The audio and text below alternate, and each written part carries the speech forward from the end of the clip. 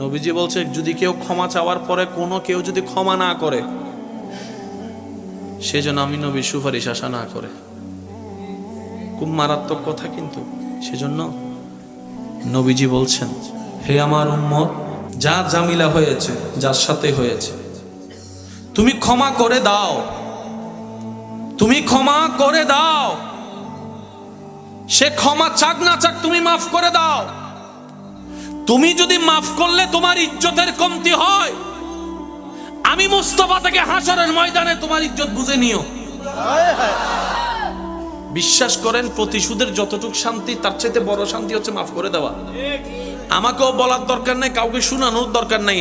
আপনার জীবনের সবচেয়ে বড় শত্রু, যে ইনডোর হোক, আউটডোর হোক, ঘরের হোক, বাহির হোক, যার সাথে আপনার বনেও না, যার সাথে চেহারা দেখতে ইচ্ছা করে না, এরকম কেউ থাকলে শুধু মনে মনে আমার দিকে তাকাই হলো কথাটা রাখার জন্য, শুধু মনে মনে বলেন, যা তোরা মাফ করে দিলাম।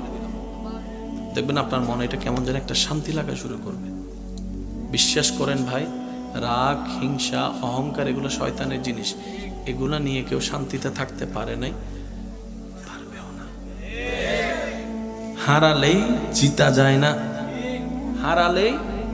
অনেকে আছে কই মামলা করছে, আমি কি হারবো নাকি? দরকার হলে 10 খানি যা জমি আছে এগুলো সব বিক্রি করে দিব, তারপরও জিতে লাগবে।